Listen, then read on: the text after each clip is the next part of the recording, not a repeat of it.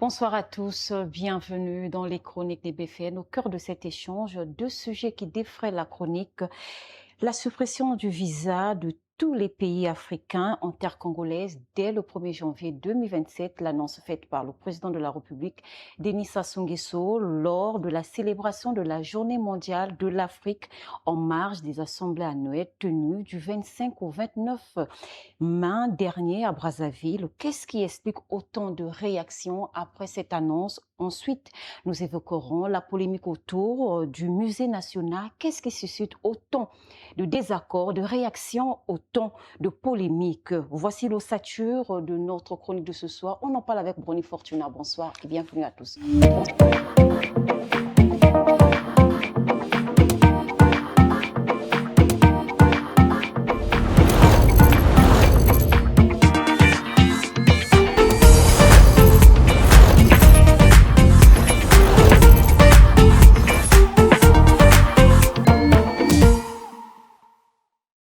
Bonsoir Brony. Bonsoir Gabriel.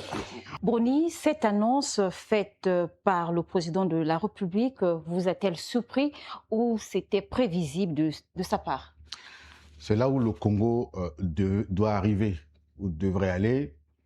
C'est là où l'Afrique doit arriver. Ce que le président a annoncé, le cadre était approprié, le cadre était opportun, puisque vous savez qu'en marge ou à la veille de l'ouverture des assemblées annuelles de la BAD, il y a eu la célébration de la Journée de l'Afrique, Africa Day comme on le dit, le 25 mai. C'est un moment consacré à l'Afrique, un moment de célébration, de commémoration, un moment aussi de réflexion, un moment où là on fait un bilan d'où on est parti, où est-ce qu'on va.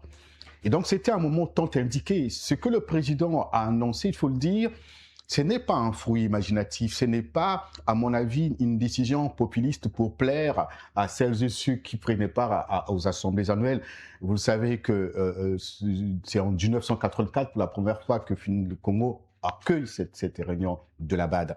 Et cette fois-ci, je crois qu'avec tout ce que les engagements du Congo vis-à-vis du continent, vis-à-vis d'autres partenaires, je crois que le président a trouvé que c'était le moment indiqué, le lieu qu'il fallait prendre cette décision. Mais il faut le savoir que la suppression des visas, je le disais tout à l'heure, n'est pas une politique propre, une décision propre à l'État congolais. Cela fait partie, j'ai envie de dire, de la politique, sinon de l'agenda 2063 de l'Union africaine qui a été adoptée en 2013. L'Union africaine s'est décidée de migrer, de chuter, d'arriver à la suppression totale des frontières. Le président l'a rappelé dans son discours, quand il parle d'un seul passeport, un passeport unique pour l'Afrique, ce n'est pas sa vision à lui seul, c'est une décision avec ses pairs pour amener l'Afrique à devenir un continent uni. Et cela, vous savez, l'importance aujourd'hui, c'est d'amener l'Afrique à cela. Donc ce n'est pas une décision qui pouvait surprendre qui que ce soit, c'est plutôt ce que l'on attendait du Congo et d'autres pays. Il faut le savoir que le Rwanda l'avait compris, il l'avait déjà fait, le Ghana vient le faire, le Togo l'a fait. C'est l'objectif, c'est le but final de l'Afrique, si l'on veut réellement que l'Afrique devienne un continent poids lourd vis-à-vis d'autres continents. Bonnie, d'aucuns affirment que cette annonce est une annonce de circonstance faite par le président pour briller devant la BAD et l'Union africaine. Est-ce vrai? Si vous avez suivi le discours de clôture du président de la BAD, il a dit une chose, il dit la moisson donc de ces assemblées annuelles aujourd'hui est marquée par l'annonce de la suppression des visas par le Congo. Vous savez, ce qui empêche la BAD aujourd'hui, il y a plusieurs facteurs qui aujourd'hui ne permettent pas à la BAD, depuis sa création, de développer réellement l'Afrique, de désenclaver économiquement l'Afrique. C'est aussi ces frontières, ces barrières entre États. Il n'est pas facile aujourd'hui pour un homme d'affaires de se déplacer d'un État à un autre au sein de l'Afrique, alors qu'en Europe, on a réussi à briser ses frontières. Il n'est pas facile pour un citoyen congolais qui cherche du travail, aller facilement, par exemple, aller par exemple dans un État africain, le Kenya a supprimé aussi, mais c'était pas facile. Ce n'est pas facile jusqu'aujourd'hui parce que les États africains continuent à garder ces frontières diplomatiques surtout, et même économiques. Donc la BAD qui investit pour le développement de l'Afrique veut que toutes ces frontières, toutes ces tracasseries administratives, parce que vous savez que le visa, ça coûte cher parfois, le visa, la procédure est parfois longue, les conditions d'obtention ne sont pas toujours faciles, et finalement, pour la BAD, ça constitue une pesanteur dans le désenclavement économique, dans le développement du pays, de l'Afrique. Et donc, voilà pourquoi c'était une annonce importante pour la BAD. Ce n'est pas une annonce populiste, sinon, une annonce populiste, ça veut dire que c'est une promesse qui ne sera pas tenue. Mais or, ici, nous sommes dans une exigence africaine. C'est une exigence de l'Union africaine et c'est ce que veulent tous les États africains parce qu'on parle aujourd'hui de la ZLECAf. La ZLECAf a été signée par 54 États africains. Ouais, ça veut dire que tous ces États ont accepté d'aller étape après étape, progressivement, vers donc la suppression des visas, tout ce que le Congo a annoncé pour 2027, la suppression de d'autres, aller vers un passeport unique. Et donc il y a tout cela qu'il faut faire. Donc on ne peut pas considérer cette annonce que d'une annonce populiste ou encore le président voulait plaire à la base. Non, parce que c'est là où il faut aller. Le Congo, ça s'impose au Congo. Si le Congo ne veut pas rester en dehors de l'Afrique, si le Congo ne veut pas rester sous-développé, si le Congo ne veut pas qu'il y ait des hommes d'affaires qui viennent investir et même qu'on lutte réellement contre le chômage, en ce moment-là, il faut garder ces frontières-là fermées. Donc, on peut comprendre par là que l'initiative du président de la République, c'est une décision qui va dans le bon sens. C'est la politique africaine dans son ensemble. Le Congo a acté le pas à d'autres États qui l'ont déjà fait. Il y en a plusieurs qui ne le font pas encore parce que aujourd'hui, le problème, ce qu'on peut dire, parce qu'on comprend un peu cette polémique, je ne sais pas si on en parlera, le problème, c'est que est-ce que le moment était indiqué de le faire? C'est un engagement. Je le disais tout à l'heure, ça s'est imposé au Congo de supprimer les visas. Le moment était indiqué, oui, c'était le moment qu'il fallait le faire aussi. On pouvait attendre une autre période, mais on était quand même là où le Congo a rassemblé, j'ai envie de dire, l'Afrique et le monde. Plusieurs délégations. Parce que la BAD, ce n'est pas seulement les pays africains. La BAD, ce sont les États-Unis, c'est la France. La BAD, c'est le Japon. La BAD, c'est l'Allemagne. La BAD, c'est des grands hommes d'affaires. Vous avez vu des hommes d'affaires arabes. C'est des grandes banques au niveau mondial, des fonds qui existent depuis des décennies. Donc, c'était le moment aussi de dire, nous vous ouvrons les portes. À partir de 2027, puisque le Congo veut des investisseurs, mais c'est une réunion d'affaires. C'est le moment d'annoncer, de donner cette information à tous ces investisseurs qui sont là. Parce qu'il faut le dire, tous ceux qui étaient à ces assemblées ne suivent pas les médias congolais ou ne sont pas toujours connectés 24 heures sur 24 sur l'actualité congolaise. Ça leur importe peu. Donc, c'était le moment de faire ce marketing. C'était le moment de donner cette annonce pour que tous ceux qui étaient là, ces hommes d'affaires, tout ce que vous avez vu, ces banques, ces fonds qui étaient là, comprennent ou soient déjà informés qu'à partir de janvier 2027, nous pouvons donc facilement arriver au Congo, nous pouvons donc venir explorer, nous pouvons donc venir investir. C'est un coup de marketing qu'il faut saluer, c'est un coup de marketing qu'il faut saluer. On ne peut pas aujourd'hui dire que c'était du populisme vis-à-vis de la BAD. Parlons alors de nos postes frontaliers. Sont-ils seulement capables de gérer une hausse des flux? Voilà là où tous ceux qui critiquent la plupart s'inquiètent en fait. Leur inquiétude se situe à ce niveau de frontière. Mais il faut dire que ce n'est pas parce qu'on a annoncé aujourd'hui que le Congo supprime ses visas en janvier 2027 que quand on va arriver en janvier 2027, on supprime les visas automatiquement. Il y a des procédures qu'il faut suivre. Donc à partir de maintenant, qu'est-ce qu'il faut commencer à faire? Qu'est-ce qu'il faut commencer à faire pour progressivement supprimer les visas au Congo? Je ne pense pas qu'en 2027, en janvier, que automatiquement il n'y a plus de visa.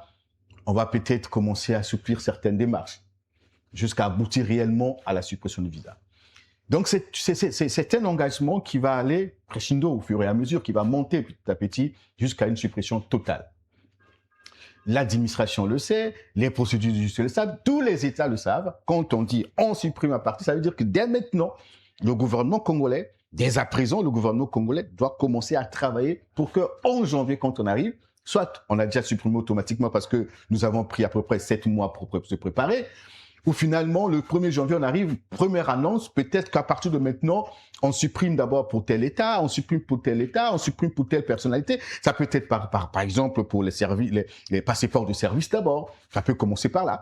Ça peut être pour ceux qui sont en mission de service. Ça peut être pour les hommes d'affaires. Ça peut progressivement, ça peut arriver comme ça, passeport de service, hommes d'affaires, en mission de service. Et puis finalement, pour tous les citoyens africains. Donc ça peut aller progressivement. Donc on peut pas. Maintenant, quant aux frontières, c'est là où il y a le vrai problème. Parce que le problème aujourd'hui, c'est quand le gouvernement prend cette décision, il faut maintenant voir les frontières. Il faut le reconnaître que nous avons jusqu'ici les frontières qui sont totalement poreuses. Nous l'avons dit ici sur plateau, le Congo subit une immigration non maîtrisée jusqu'ici. Et donc si on ouvre, on supprime les frontières, ce qui ne veut pas dire que la suppression des contrôles, mais ce qu'il faut renforcer le contrôle, donc transmettre les contrôles des ambassades vers les frontières. Ça veut dire qu'il faut qu'au niveau de nos frontières, il faut qu'on renforce la sécurité, mettre des scanners pour permettre réellement qu'on vérifie de très près. Identifier les personnes qui rentrent de très près ceux qui entrent. Vérifier tous les autres documents. Il faut former tous ceux qui sont au niveau des frontières. Il faut qu'il y ait des contrôles aériens, fluviaux et terrestres. C'est ce que le Congo doit voir aujourd'hui, parce que si nous ne le faisons pas, ça veut dire que sans visa, s'il n'y a pas un véritable contrôle au niveau des frontières, nous allons subir, on va donc amplifier cette immigration non contrôlée jusqu'aujourd'hui. Nous allons faire entrer, puisqu'on est quand même frontalier avec des pays qui sont en conflits armés aujourd'hui. Vous avez la RDC qui est instable, vous avez la Centrafrique qui est toujours fragile, mais vous avez aussi le Cameroun qui a aussi, dans sa partie nord, les problèmes avec les terroristes. Mais il n'y a pas que ces pays au niveau de l'Afrique centrale. Donc, il faut craindre que les terroristes qui sont au Niger, qui ne savent pas où aller, qui sont au Mali, qui ne savent pas où aller, profitent de cette suppression des visas pour entrer facilement au Congo et trouver refuge. Et même ceux qui sont dans la partie de Goma, qui vous trouvent refuge ici parce qu'il y a plus, ça peut arriver. Donc, mais si on arrive à sécuriser les frontières, à identifier avec la technologie aujourd'hui, la digitalisation comme on veut, puisqu'on veut, on veut y arriver, ça permettra facilement que cette suppression de visa ne constitue pas un vrai problème au niveau du Congo. Sinon, en réalité, si tout cela est fait, si les contrôles sont sérieux, si on a formé des agents, si on réussit à lutter contre la corruption, c'est aussi ça la corruption, puisque on a dit dans ce pays qu'on n'a pas besoin des sachets en plastique, mais ça continue d'entrer. On se demande pourquoi ça entre par où. Bon, on a lutté plus d'une fois contre les médicaments de la rue, mais ça entre en pagaille. Les gens disent qu'ils voient parfois des stocks qui passent par le fleuve et qui entrent ici. On a pas mal des choses comme ça qu'on a interdit dans ce pays, mais qui entrent. Voilà. Donc, si on continue de permettre ça, on va subir. Et puis, finalement, le Congo ne tombe pas encore prêt réellement pour la ZLECAf sur plusieurs domaines. C'est nous qui allons subir et même disparaître, entre guillemets, et c'est les autres États qui vont nous dominer. Les inquiétudes de celles et ceux qui restent sceptiques sur cette décision et qui pensent que c'est une décision populiste, leurs inquiétudes aujourd'hui, ce sont des inquiétudes fondées. Fondées et légitimes. Pourquoi? Parce que, je venais donc de le dire tout à l'heure, si le gouvernement ne réussit pas, par exemple, à renforcer le contrôle, savoir par exemple quelle est la durée du séjour. Est-ce que c'est 30 jours? Est-ce que c'est 90 jours? Quelles sont les conditions de renouvellement de ce séjour? Et quels sont aussi les motifs légaux de refus d'entrée au pays ou d'expulsion. Parce que on va pas donner, on va pas supprimer le visa, on va pas accorder l'entrée pour qui le demande. Voilà, quelqu'un peut être un terroriste, un aventurier qui vient vous expeller dans votre pays. Il faut être capable de dire non pour telle raison. Nous ne pouvons pas vous laisser entrer, même si le visa est supprimé. Donc, ça, pourquoi c'est fondé? Parce que nous savons que le Congo a encore des problèmes de frontières, encore le problème de maîtrise de son immigration aujourd'hui. Aussi, le Congo, oui, il faut ouvrir les frontières. Et qu'est-ce que nous sommes prêts à offrir aux hommes d'affaires qui arrivent? Qu'est-ce que nous avons, nous, aujourd'hui, pour concurrencer aussi d'autres marchés? Bon, est-ce que nos entrepreneurs locaux ont ce qu'il faut suffisamment pour faire face à un flux, par exemple, de entrepreneurs qui arrivent au Congo dans le même domaine? C'est ça le problème aujourd'hui. Je prends un cas simple, on parlait des éleveurs. Imaginez-vous qu'un grand éleveur quitte le Sénégal, par exemple, pour venir s'installer au Congo. Et si nous n'avons pas les éleveurs de sa taille qui soient beaucoup plus forts, ça veut dire qu'il va inonder notre marché et les éleveurs locaux finiront par disparaître. Donc, c'est des choses qu'il faut voir de très près parce que la suppression, on le disait tout à l'heure, va dans le sens de stimuler l'économie.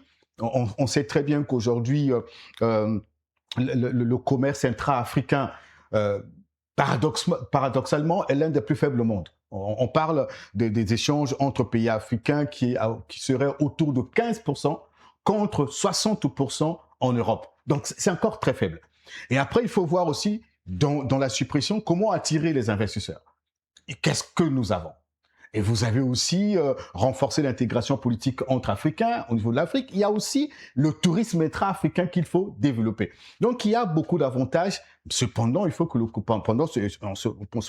il faut que le Congo travaille en ce que cette décision non seulement soit appliquée, mais profite réellement au pays. Le Congo doit renforcer sa sécurité. Dans 5 ans, on regardera cette décision comme une erreur ou comme un tournant. Non, pour revenir rapidement, ça ne peut pas être une erreur de supprimer le visa. On peut peut-être dire qu'on était pressé de le faire. Est-ce que le Congo était prêt de le faire en 2027? Pourquoi on n'a pas attendu 2028, 2019, 2029, 2030?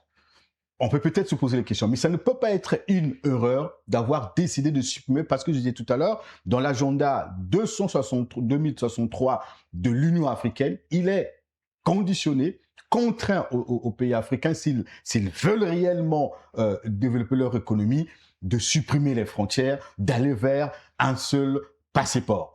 Et donc, ça ne peut pas être une erreur. Cependant, on peut peut-être pas atteindre les objectifs.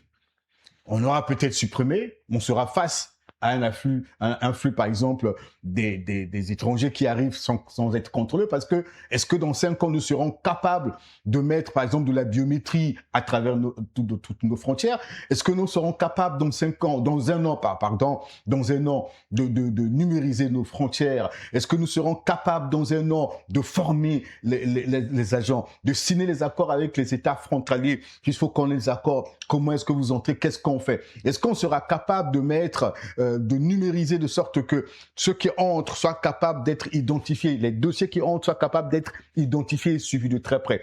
Est-ce qu'on aura travaillé par exemple avec l'Interpol? Donc il y a tout cela. On peut peut-être pas, jusqu'à dans un an, vous arriver à cela. Dans 5 ans, on va pas dire que c'est une erreur, mais on n'aura peut-être pas atteint l'objectif parce que le Congo, malheureusement, est passé à être le pays qui prend souvent beaucoup d'engagements, qui promet souvent, mais sans réellement réaliser. C'est peut-être ça l'inquiétude, mais sinon, ça ne peut pas être une erreur. Laissons la diplomatie pour parler de la polémique autour du musée national. Charlemagne Mayassi a mis le feu aux poudres. Concrètement, qu'est-ce qu'il reproche? Qui est exposé? Qui ne l'est pas? Et sur quelle base ces choix ont été faits? Bruno. Voilà, là vous parlez d'un sujet aujourd'hui qui fait de la polémique. Dans le cadre même, je parlais tout à l'heure pour boucler le sujet sur la BAD, que dans le cas de la suppression des visas, il y a le développement du tourisme intra-africain. Le but, c'est de développer au Congo un tourisme endogène et qui soit capable, qui ne soit plus dépendant des Occidentaux. Voilà.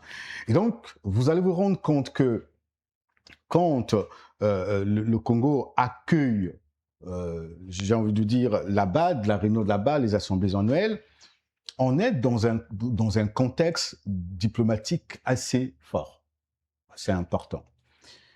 Et donc le Congo doit, en réalité, puisque parmi ceux qui viennent, il n'y a pas que des banquiers, il n'y a pas que des hommes d'affaires dans le monde financier, vous avez aussi des grands touristes qui étaient là, qui sont arrivés et qui ont des grandes agences, qui ont des grandes entreprises dans le domaine touristique. Donc, il faut explorer le Congo, il faut voir qu'est-ce que le Congo est capable de nous offrir sur ce plan. Donc, vous savez qu'un musée est une institution de mémoire vivante. C'est un outil, par exemple, important du tourisme, du tourisme, j'ai envie de dire, de la diplomatie culturelle. C'est un outil important de la diplomatie culturelle. Et donc, en ce moment-là, il fallait voir qu'est-ce qu'on peut offrir en dehors du visa qui va être supprimé, mais nous, qu'est-ce qu'on peut offrir pendant qu'on y est aux étrangers qui sont arrivés. Donc, on ouvre le musée circonstanciellement pour permettre à ces étrangers. Nous savons très bien que la mission d'un musée, nous le savons tous, c'est la conservation, c'est la collecte, c'est la conservation, c'est les études, donc analyser, collecter, analyser, conserver, mais aussi, c'est aussi la transmission du patrimoine national, pour ne pas parler d'une société, vers donc les générations futures. On est dans ce contexte-là. Donc, il faut donc, c'est la mémoire vivante d'un État. D'où on vient, où nous sommes, où est-ce qu'on va. Voilà. Donc, il y a tout cela qu'il faut retenir. Donc, on arrive. Donc, si on veut parler du Congo, si on veut montrer le Congo aux étrangers qui arrivent chez nous, le musée est le lieu le plus approprié. Mais on était dans un cadre de la célébration de la journée africaine ou de l'Afrique. Il fallait choisir une thématique. Ça fait partir de la ligne éditoriale d'un musée. Un musée peut avoir une ligne éditoriale ou une vocation. Mais pour son ouverture provisoire, la vocation ou la ligne éditoriale a voulu placer la musique comme thématique. C'est pour cela qu'on a répertorié les musiciens de tout le continent africain, parce que nous sommes dans le contexte de la célébration de l'Africa Day. Il fallait donc répertorier des musiciens africains de l'ancienne génération, de la nouvelle, et même de ceux qui montent en puissance, ça veut dire pour ne pas parler de la nouvelle génération, de la future génération. Et donc, dans la foulée, il y a des étrangers qui ont été choisis. Il y a au Congo, on a pris quelques musiciens, pas parce qu'ils seraient mieux que d'autres, mais on avait besoin d'un échantillon. Voilà. Je crois que cela a suscité un peu le courroux, la déception de plusieurs chroniqueurs culturels, de plusieurs musiciens qui ne sont pas vus représentés pendant cette exposition. Vous avez parlé donc de notre confrère Charlemagne Mayassi, qui réellement était profondément touché, qui a fait couler ses larmes. Mais je pense que le vrai problème, c'est le déficit informationnel. Cette exposition est temporaire et je crois qu'elle est déjà terminée. Je crois qu'on a refermé ou fermé le musée, puisque c'était une ouverture de circonstances pour permettre aux étrangers de mieux comprendre l'histoire de la musique africaine, pour les étrangers qui viennent d'ailleurs, même celles et ceux qui ne connaissent pas cette histoire-là, mais aussi de découvrir quelques talents que nous avons ici. L'objectif, c'était d'ouvrir provisoirement, de fermer, le temps de l'équiper. Ça peut prendre 1, 2, 3 mois, voire plus, puisqu'il prévoit, selon les informations officielles, le gouvernement aurait 3000 objets à placer dans le musée. Donc, je crois que cela est parti du fait que les gens n'étaient pas suffisamment informés. C'était un échantillon de chaque pays. Et finalement, au Congo, on a pris aussi un échantillon, pas parce qu'ils étaient plus que les autres, mais parce qu'il fallait présenter quand même les talents du Congo à ses visiteurs. Donc, je pense qu'ils n'ont pas... peut-être pas tort d'avoir réagi, c'est l'attachement qu'on a au pays, c'est l'amour qu'on a pour ce pays, mais il faut comprendre qu'un musée a des vocations. Jusqu'ici, c'est un musée national, certes, mais un musée national peut aussi avoir une vocation. Mais jusqu'ici, il n'était pas question de prendre une partie des artistes et de laisser d'autres. Il y a dans le musée des objets pérennes, permanents, et d'autres qui sont temporaires. Et donc, chaque semaine ou chaque mois, il peut y avoir des thématiques qui soient développées, par exemple sur la musique, et par exemple sur le tourisme, ou ça peut être sur la musique traditionnelle. Donc, ça, c'est des choses qu'il faut comprendre. Donc, jusqu'ici, pour résumer ce que je viens de dire, cette exposition qui a fait couler beaucoup d'encre et salive était une exposition temporaire consacrée à la célébration de la journée de l'Afrique qui a été célébrée le 25 mai. Le musée national vient d'être inauguré en grande pompe le 25 mai dernier. Est-ce que cette polémique, Brony, ne gâche pas un moment qui devrait être une fierté nationale? Oui, mais tout à l'heure, je disais que le tourisme en soi est un outil de diplomatie culturelle. Et c'est pour cela qu'on a profité pendant cette journée d'offrir ces opportunités, d'ouvrir les portes culturelles du Congo ou touristiques du Congo à ces étrangers qui étaient là. Mais la réaction de nos confrères que je trouve légitime, je ne suis pas contre.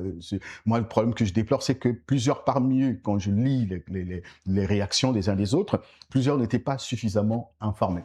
Alors, donc aujourd'hui, cette polémique, oui, vient peut-être pas entacher totalement, mais montre aujourd'hui... De la considération? Non, montre aujourd'hui le déficit communicationnel, ce fossé communicationnel entre le sommet et la base. C'est ce qu'on reproche souvent au gouvernement, cette communication, cette timide communication, cette absence de communication de proximité. Il suffisait juste à la veille même de cette inauguration, ou même le jour ou le lendemain de cette inauguration, d'expliquer aux compatriotes qui sont directement concernés pourquoi ce musée a été ouvert dans ces circonstances, pourquoi le choix de certains artistes, pas d'autres, pourquoi il y avait des artistes africains au musée. Il suffisait juste d'expliquer et pour qu'il n'y ait pas cette polémique. Donc, ça vient aujourd'hui révéler, révéler ce déficit communicationnel, ce manque de complicité entre les gouvernants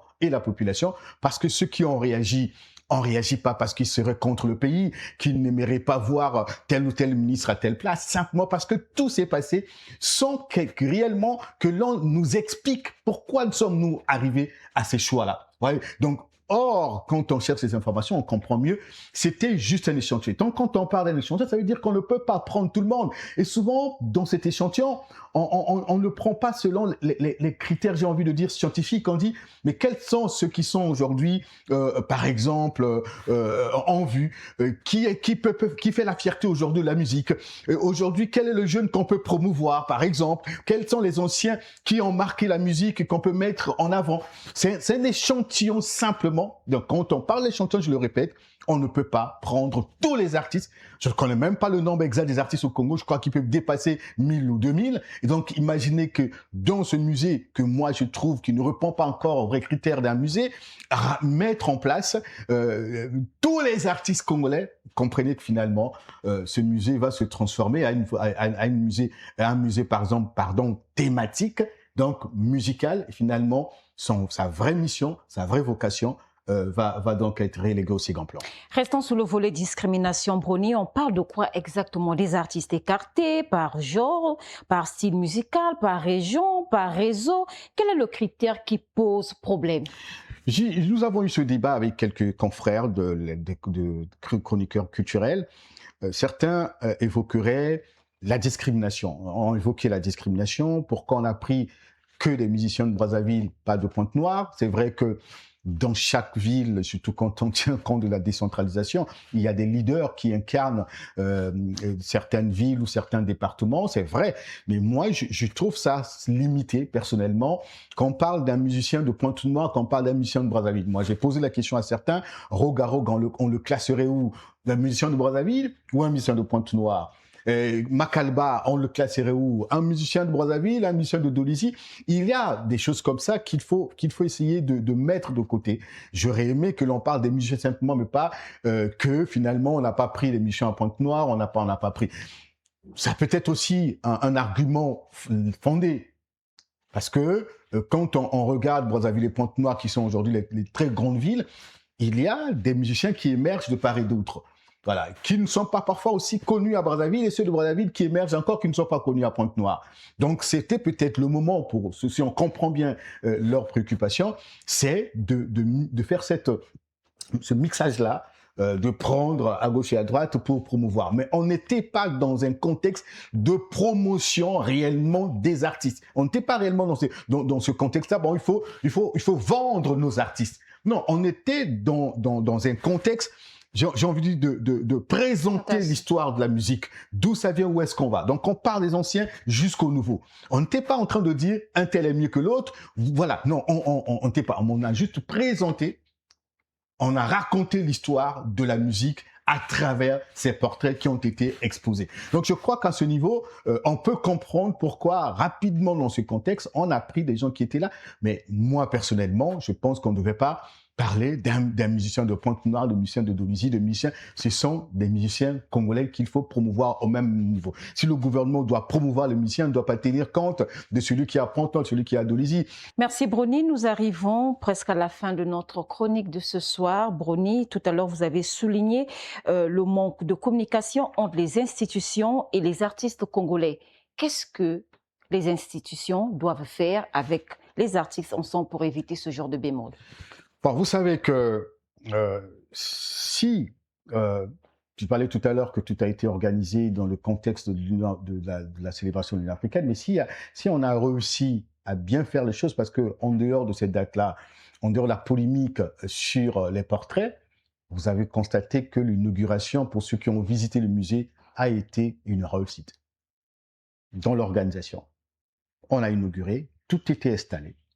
La polémique qu'il y a aujourd'hui, ce n'est pas tant sur, pas sur que finalement, ça a été mal placé, non, on a constaté tel désordre. La polémique, c'est sur les musiciens. Je crois que si on n'avait pas exposé les portraits des musiciens là-bas, on n'aurait peut-être pas eu ce débat. Donc, tout a été bien organisé, même si ça a été fait dans la précipitation. Donc, c'est pour dire que la vision, peut-être aujourd'hui, on peut être aujourd'hui dans une nouvelle vision de faire les choses.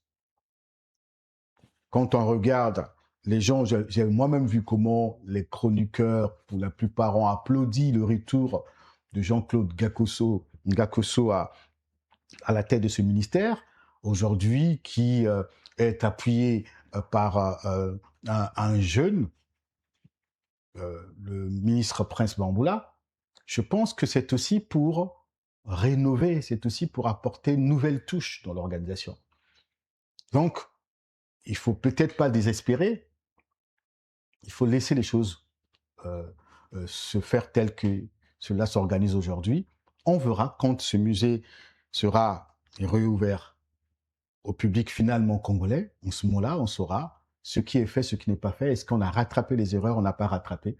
Je ne pense pas qu'on devrait faire un procès sur que tel les ministres ou ces papiers seraient contre pour tel musicien. Moi, j'ai mené des enquêtes là-dessus. Je suis allé au fond de la problématique. Je ne pense pas que le choix soit fait par rapport aux préférences, mais simplement parce que dans la foulée, on a mis un tel. C'était juste un échantillon. Merci Brony d'être passé. Je vous en prie, Gabriel. Merci à vous, chers internautes de Téléka Média, de nous avoir suivis. On se dit à très bientôt pour un autre numéro. Portez-vous bien d'ici là.